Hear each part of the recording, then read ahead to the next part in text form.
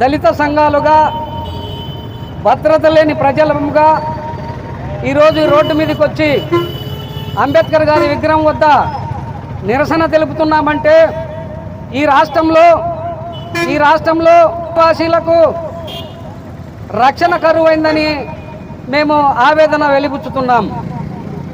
మిత్రులారా, రోజు రాష్ట్రంలో ఏదో ఒక మూలన దళితులపైన దాడులు అధికమవుతున్నాయి.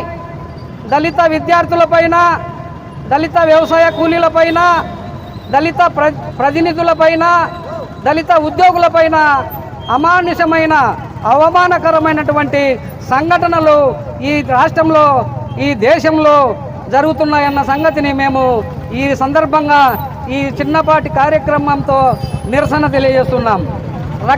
రక్షణ లేని వర్గాలుగా రక్షణ కోరుతున్నాం. రక్షణ లేని వర్గాలకు రక్షణ కల్పించాల్సినటువంటి బాధ్యత ఈ కేంద్ర రాష్ట్ర ప్రభుత్వాలకు ఉన్నదన్న సంగతిని మేము ఈ సందర్భంగా ఈ ప్రభుత్వాలని గుర్తు చేస్తున్నాం. సోదరులారా, తిరుపతిలో తిరుచానూరు పోలీస్ స్టేషన్ పరిధిలో మరి బీటెక్ విద్యార్థిని అవమానకరంగా హేయమంగా జేమ్స్ అనే విద్యార్థిని కిడ్నాప్ చేసి అతని పైన దాడికి చేసి హరాస్మెంట్ చేసి కులం పేరుతో అవమానంగా మాట్లాడి అతని నోట్లో గుడ్డలు కొక్కి అతని మూత్రాన్నే అతనికి తాపించినటువంటి అవమానకరమైన సంఘటన ఈ రాష్ట్రంలో ప్రతిరోజు ట్రోల్ అవుతానే ఉన్నది. అయితే అంత అవమానానికి గురైనటువంటి ఆ విద్యార్థి తిరుచానూరు పోలీస్ స్టేషన్లో ఫిర్యాదు చేస్తే ఆ ఫిర్యాదుని ఆ పోలీసులు తిరస్కరించిన సందర్భం కూడా మేము గుర్తు చేస్తున్నాం. ఈ రాష్ట్రంలో దళితులకు, అన్ని వర్గాల ప్రజలకు పోలీసులు రక్షణగా ఉన్నారని చెప్పేసి మేము తెలియజేస్తున్నాం. రక్షణగా ఉన్నటువంటి పోలీసులే, కొంతమంది పోలీసులే, మేము ఇక్కడ అందరినీ అనడం లేదు, ఎవరైతే నిర్లక్ష్యంగా వ్యవహరిస్తున్నారో, ఎవరైతే ఫిర్యాదులపైన నిర్లక్ష్యం చేస్తున్నారో వారినే మేము నిందిస్తున్నాము. తిరుచానూరు పోలీస్ స్టేషన్లో మరి బాధితుడు ఫిర్యాదు చేస్తే ఆ ఫిర్యాదుని ఏం చేశారయ్యా అంటే ఈ ఫిర్యాదుని మల్లారాయ్, తిరగరాయ్ అని చెప్తారు. మల్లారాయ్, తిరగరాయ్ అని ఎందుకు చెప్పారంటే ఆ ఫిర్యాదులో యశ్వంత్ నాయుడు అనే ఒక విద్యార్థి, దాడి చేసిన విద్యార్థి ఉన్నాడు, నిందితుడు. యశ్వంత్ నాయుడు అంటే ఇంకా నాయుడు అంటేనే అర్థమైపోయింది, ప్రభుత్వానికి దగ్గర వ్యక్తి. మరి ఆ అబ్బాయికి, యశ్వంత్ నాయుడికి రాజకీయ పలుకుబడి ఉన్నదన్న సంగతిని మనము గ్రహిస్తున్నాం. అయితే రాజకీయ పలుకుబడి ఉంటే నేరం చేస్తే కేసు కట్టాలని, కేసు కట్టకూడదని ఎక్కడైనా ఉన్నదా అని చెప్పేసి ఈ సందర్భంగా తెలియజేస్తున్నాం. నేరస్తుడు ఎంతటి వాడైనా సరే కేసు కట్టవలసిన బాధ్యత పోలీసులపై ఉన్నదని సంగతి కూడా మేము తెలియజేస్తున్నాం. అందుకు విరుద్ధంగా తిరుచానూరు పోలీస్ స్టేషన్లో నిందితుని కొంతమందిని తప్పించే విధంగా ఫిర్యాదుని తిరగరాయించిన సందర్భంని మేము ఖండిస్తున్నాం. పోలీసుల నిర్లక్ష్య వైఖరిని మేము ఎండగడుతున్నాం.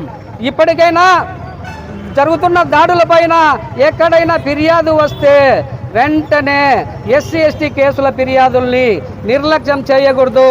అన్ని ఫిర్యాదులు ఒక ఎత్తు, ఎస్సీ ఎస్టీ ఫిర్యాదులు ఒక ఎత్తు, వాటికి ఒక ప్రాధాన్యత ఉంది. ఎస్సీ ఎస్టీ ఫిర్యాదులకు ఉన్నటువంటి ప్రాధాన్యత ఈ దేశంలో ఏ ఫిర్యాదుకు లేదని సంగతి కూడా మేము ఈ పోలీస్ శాఖకు తెలియజేస్తున్నాం.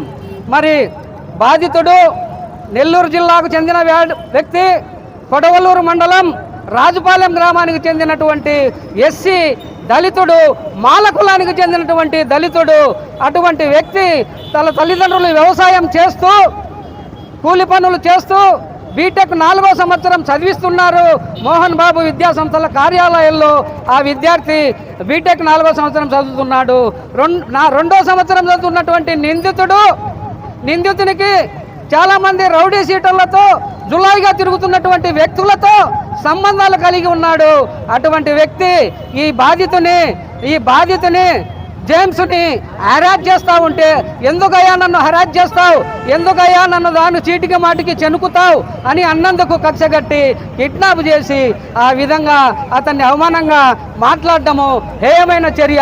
ఈ హేయమైన చర్యను మేము దళిత సంఘాలుగా, దళిత ప్రజా సంఘాలుగా, ఎస్సీలుగా, రక్షణ లేని వర్గాలుగా మేము ఖండిస్తున్నాం. ఇప్పటికైనా కూడా ఈ రాష్ట్రంలో జరుగుతున్నటువంటి దాడులను కేంద్ర రాష్ట్ర ప్రభుత్వాలు ఒక నిఘా పెట్టి రక్షణ కల్పించాల్సినటువంటి బాధ్యత ఈ కేంద్ర రాష్ట్ర ప్రభుత్వాలకు ఉన్నదన్న సంగతిని మేము గుర్తు చేస్తున్నాం. ఎస్సీ ఫిర్యాదులు ఎక్కడైనా వస్తే నిర్లక్ష్యం చేయొద్దు. సెక్షన్ 18ను చూడండి. పోలీస్ శాఖకు మేము ఈ విధంగా విన్నవించుకుంటున్నాం. ఆ ప్రొవిజన్లోని ఎస్సీ ఎస్టీ యాక్ట్ ప్రొవిజన్లోని సెక్షన్ 18 ఏం చెప్తున్నది? వాడు నిజంగా అబద్ధపు ఫిర్యాదు తెచ్చినాడు, నిజమైన ఫిర్యాదు తెచ్చినాడు, అది వారికి అనవసరము. తెచ్చిన వెంటనే కేసు నమోదు చేయాలి. కేసు నమోదు చేసిన తర్వాత అది నిజంగా జరిగింటే కేసుగా కోర్టుకు సమర్పించాలి. లేదంటే ఫాల్స్ కేసుగా నోటీసు పంపాల్సినటువంటి బాధ్యత ఉన్నదన్న సంగతిని గుర్తు చేస్తున్నాం.